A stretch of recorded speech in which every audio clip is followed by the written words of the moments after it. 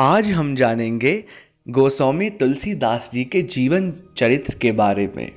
तो चलिए दोस्तों, भक्ति की गंगा में गोते लगाते हैं और एक नया अद्भुत चमत्कारी ज्ञान प्राप्त करते हैं। प्रयाग के पास चित्रकूट जिले में राजापुर नामक एक ग्राम है। वहाँ आत्माराम दुबे नाम के एक प्रतिष्ठित सरयू पारिन ब्राह्मण रहते थे। उनकी धर्मपत्नी का नाम हुलसी था। श्रावण शुक्ल सप्तमी के दिन अद्भुत मूल नक्षत्र में इन्हीं भाग्यवान दंपत्ति के यहाँ 12 महीने तक गर्भ में रहने के पश्चात गोस्वामी तुलसीदास जी का जन्म हुआ। जन्मते समय बालक तुलसीदास जी रोए नहीं, किंतु उनके मुख से श्री राम नाम का शब्द निकला। उनके मुख में 32 दांत मौजूद थे। उनका डील डॉल 5 वर्ष के बालक का सा था। इस प्रकार के अद्भुत बालक को देखकर पिता अमंगल की शंका से भयभीत हो गए और उसके संबंध में कई प्रकार की कल्पनाएं करने लगे। माता हुलसी को यह देखकर बड़ी चिंता हुई।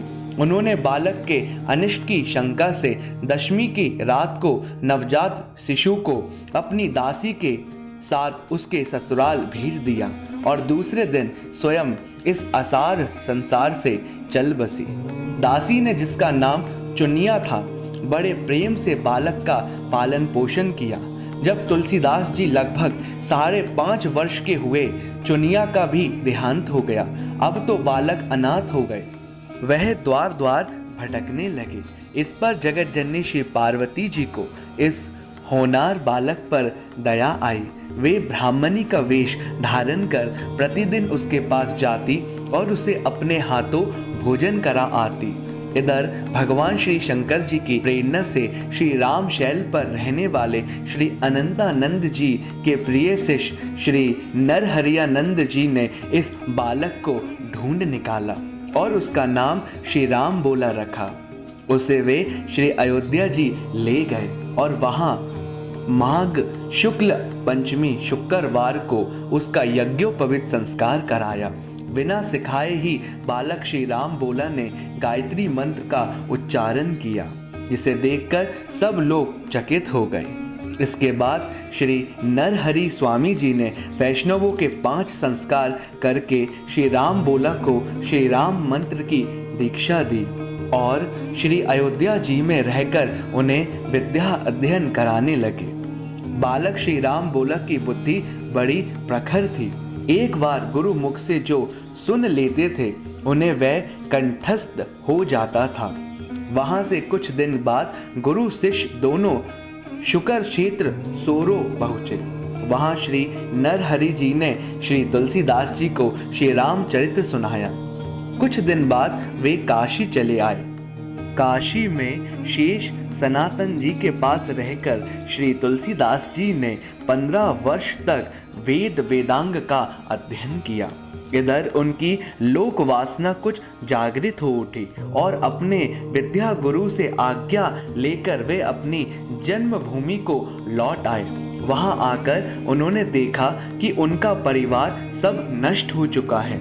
उन्होंने विधि पूर्वक अपने पिता आदि का श्राद्ध किया और वहीं रहकर लोगों को भगवान श्री राम की कथा सुनाने लगे। ज्येष्ठ शुक्ल गुरुवार को भरद्वाज गोत्र की एक सुंदरी कन्या के साथ उनका विवाह हुआ और वे सुखपूर्वक अपनी नव विवाहिता वधू के साथ रहने लगे। एक बार उनकी स्त्री भाई के साथ अपने मायके चली गई। पीछे पीछे श्री तुलसीदास जी भी वहां जा पहुंचे। उनकी पत्नी ने इस पर उन्हें बहुत धिक्कारा और कहा कि मेरे इस हार्ड मांस के शरीर में जितनी तुम्हारी आसक्ति है उससे आदि भी यदि भगवान में होती तो तुम्हारा बेड़ा पार हो गया होता। श्री तुलसीदास जी को ये शब्द लग गए। वे एक क्षण भी नहीं रुके, तुरंत वहां से चल दिए। वहां से चलकर श्री तुलसीदास जी प्रयाग आए। वहां उन्होंने गृहस्थ वेश का परित्याग कर साधु वेश ग्रहण किया। फिर तीर्थाटन करते हुए काशी पहुंचे। मानसरोवर के पास उन्हें श्री काकभूषणी जी के दर्शन हुए। काशी में श्री तुलसीदास जी श्री राम कथा कहने लगे। वहां उन्हें एक दिन एक प्रेत मिला जिसने उन्हें श्री हनुमान जी का पता बतलाया। श्री हनुमान जी से मिलकर श्री तुलसीदास जी ने उनसे श्री रघुनाथ जी का दर्शन कराने की प्रार्थना की। श्री हनुमान जी ने कहा, तुम्हें चित्रकूट में श्री रघुनाथ जी के दर्शन होंगे। इस पर श्री तुलसीदास जी चित्रकूट की ओर चल पड़े। चित्रकूट पहुंचकर श्री राम घाट पर उन्होंने अपना आसन जमाया। एक दिन वे प्रदक्षिणा करने निकले थे। मार्ग में उन्हें श्री राम जी के दर्शन हुए। उन्होंने देखा कि दो बड़े ही सुंदर राजकुमार घोड़ों पर सवार होकर धनुष बाण लिए जा रहे हैं। श्री तुलसीदास जी उन्हें देखकर मुग्ध हो गए, परंतु उन्हें पहचान न सके। पीछे से श्री हनुमान जी ने आकर उन्हें सारा भेद बताया तो वे बड़ा पश्चाताप करने लगे। श्री हनुमान जी ने उन्हें सांत्वना दी और कहा, प्रातःकाल फिर दर्शन होंगे। संवत की मौनी अमावस्या बुधवार के दिन उनके सामने भगवान श्री राम जी पुनः प्रकट हुए। उन्होंने बालक रूप में श्री तुलसीदास जी से कहा, बाबा हमें चंदन दो।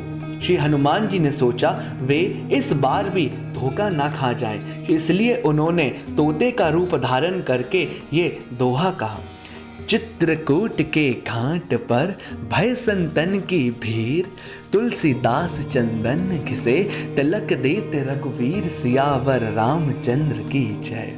श्री तुलसीदास जी उस अद्भुत छवि को निहार कर शरीर की सुधि भूल गए। भगवान ने अपने हाथ से चंदन लेकर अपने तथा श्री तुलसीदास जी के मस्तक पर लगाया और अंतर्ध्यान हो गए। संवत में ये श्री हनुमान जी की आज्ञा से श्री अयोध्या जी की ओर चल पड़े। उन दिनों प्रयाग में माघ मेला था। वहां कुछ दिन वे ठहर गए। पर्व के 6 दिन बाद एक बट वृक्ष के नीचे उन्हें भरद्वाज और श्री याज्ञवल्क्य जी मुनि के दर्शन हुए। वहां उस समय वही कथा हो रही थी जो उन्होंने सुकर क्षेत्र में अपने गुरु से सुनी थी। वहां से ये काशी चले आए और वहां प्रहलाद घाट पर एक ब्राह्मण के घर निवास किया।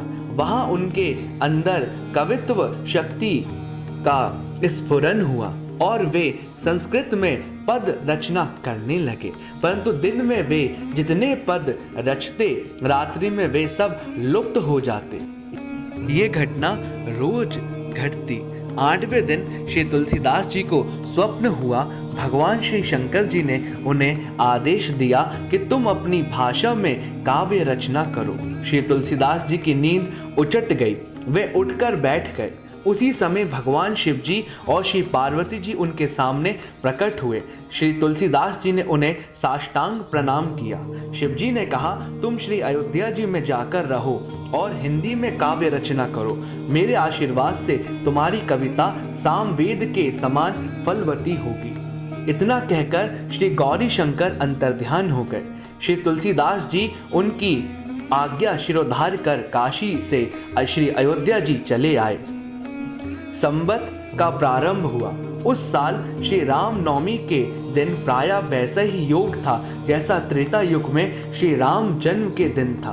उस दिन प्रातः काल श्री तुलसीदास जी ने श्री रामचरितमानस की रचना प्रारंभ की। 2 वर्ष 7 महीने 26 दिन में ग्रंथ की समाप्ति हुई।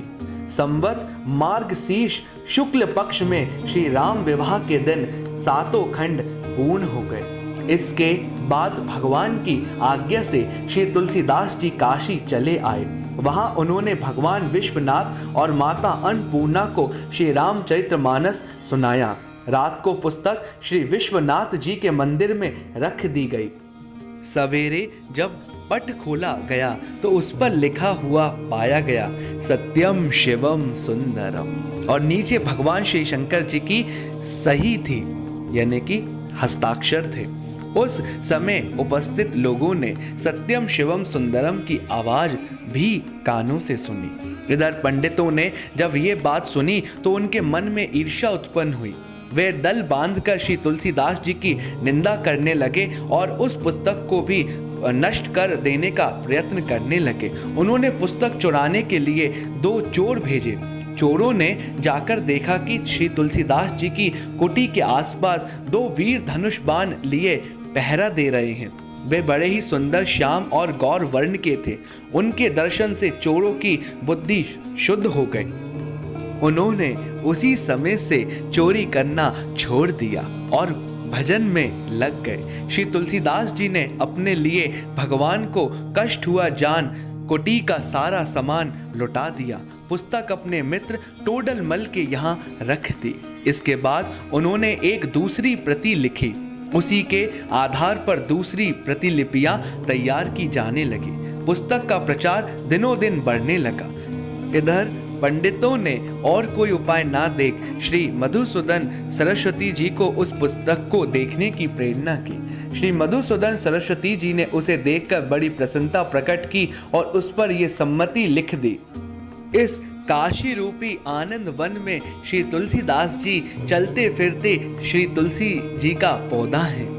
उनकी कविता रूपी मंजरी बड़ी ही सुंदर है, जिस पर श्री राम रूपी भंवरा सदा मंडराता रहता है। पंडितों को इस पर भी संतोष नहीं हुआ। तब पुस्तक की परीक्षा का एक उपाय और सोचा गया। भगवान श्री विश्वनाथ के सामने सबसे ऊपर वेद, उनके नीचे शास्त्र, शास्त्रों के नीचे पुराण और सबके नीचे श्री रामचरितमानस रख दिया गया। मंदिर बंद कर दिया गया।